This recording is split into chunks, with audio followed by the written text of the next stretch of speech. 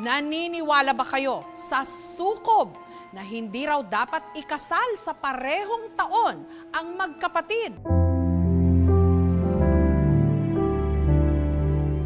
Pakiramdam ni Leia, siya na ang pinakamaswerteng babae sa buong mundo nung ikinasal sila ni Donald September 20, 2016.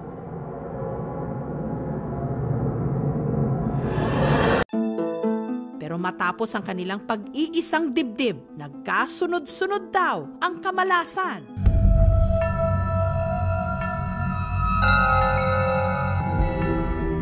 Sa construction site, nagkakilala sina Leia at Donald. Ako po ay nagkakantin sa tinatrabahuan nila. Matapos ang 3 taon, nagdesisyon silang magpakasal. Para kasi sa akin yung kasal, yung beses lang maranasan, kailangan paghandaan. Pero 2 araw bago ang kasal, may bumagabag kay Leia. Nagkaroon kami ng conflict sa kapatid niya. Ang mga gown, hindi pa ganun kahanda. Ang dami pang kulang. Muntik pang nagka-aberya sa Bulacan. Sinabi ko sa kanya, wag na nating ituloy kasi parang ang gulo. Pero nanaig ang kanilang pagmamahalan, kaya itinuloy ang kasal.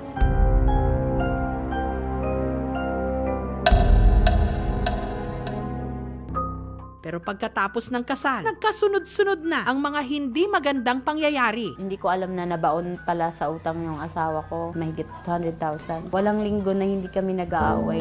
Nung nabuntis si Leia, nagdesisyon siyang umuwi sa kanilang probinsya sa Leyte. By January po, yung isa kong kuya nadisgrasya sa trabaho. After nun, nagkasakit yung pamangkin ko. Dengue, sobrang sakit ng tiyan ko. Na-hospital ako na May. Yung mama ko naman, may fatty liver siya. Kuya ko na isa naman, need operahan. Kasi may tumubong bukol sa ulo niya. Tapos wala lang atang 1 buwan. Yung anak ko naman, parang sunod-sunod-sunod. Isang beses to, karga ko pa yung anak ko. Muntik na akong makpang, isang hakbang ko lang. Tinawag ako ng kapitbahay namin. Nahulog yung nyug. Muntik na kami nun na parang nakaprogram na sa isip ko na ano naman kayang problema darating. Habang siya'y nagdadalang tao, meron daw sa kanyang nagparamdam. Nagising ako. Pagmulat ng mata ko, may dumaan na parang madrengat.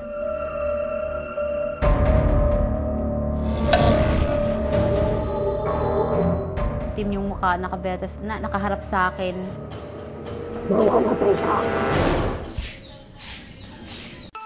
Hanggang isang araw, may ikwinento ang kanyang hipag.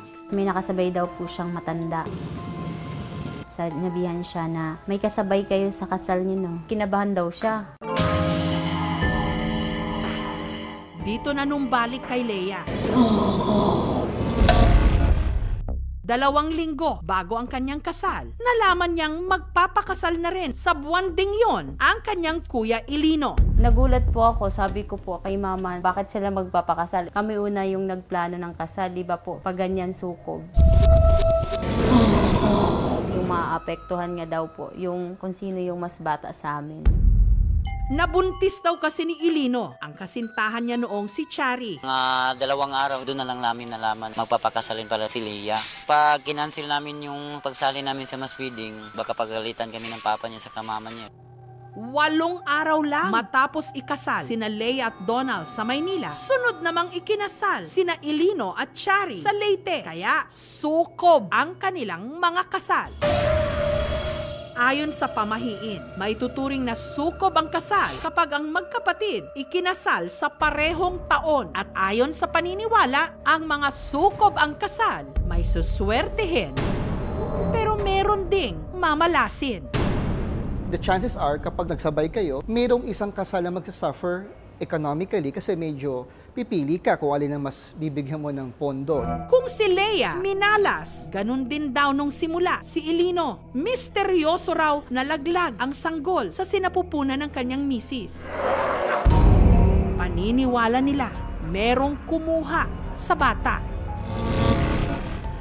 Parang nasa panaginip ko lang siya eh. Malaki siya. Sabi ko, hindi ka pwede tumabi kasi andito yung baby ko. Tapos inano niya yung tummy ko. Huwag kasi baka malaglag yung baby ko. Yung tiyan niya, unti-unti namang lumiliit. Pero matapos nun, nag-iba raw ang gulong ng kapalaran ni Ilino. Sunod-sunod naman daw sila swinerte. Nakabili kami ng TV, ng mga appliances. Hiningi namin sa Panginoon na sana magkamotor kami, hindi na kami manghiram. Binigay din sa amin sa Diyos yung sasakyan na kotse. Pero ang pinakakinatakutan ng magkapatid, ang isa pa raw babala ng nakasabay na matanda ni Chari. Mag-ingat daw po kami kasi hindi daw po kami pwede magsama ng kapatid ko sa isang lugar kasi mamalasin daw po yung isa sa amin. Ang pinaka-worst po is mawawala yung isa.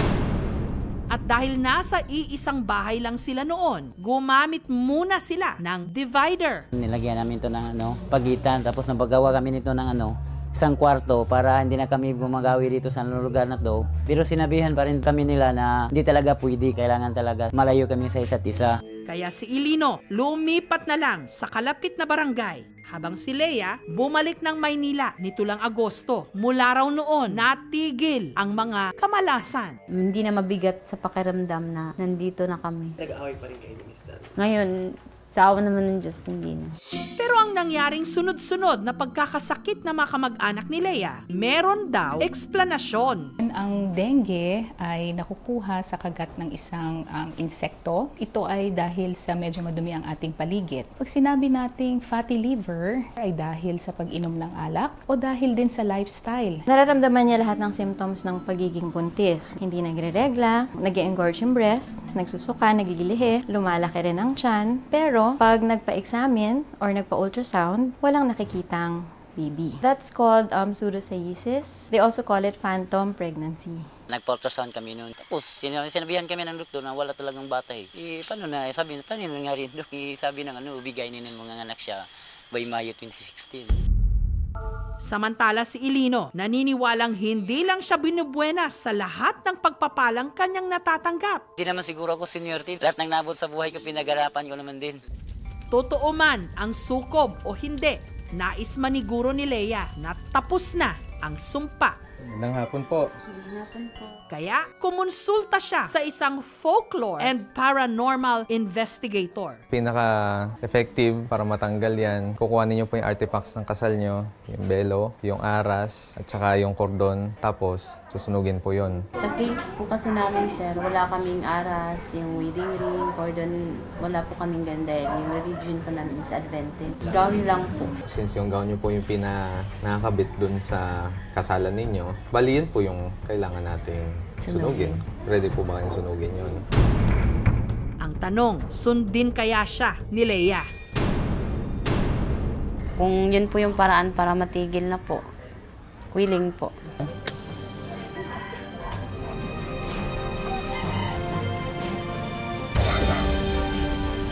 Sana masigil kasi gusto ko namang guminhawa naman sa mga problema. Ayaw ko nga na may mangyari sa amin na magkapatid. Lagi kong pinapanalangin na sana okay lang siya, malayo sa disgrasya. Kung may mangyari man na masama sa yung tinatawag nila na sukob-sukob, sana di na lang sa kanila, sa akin na lang.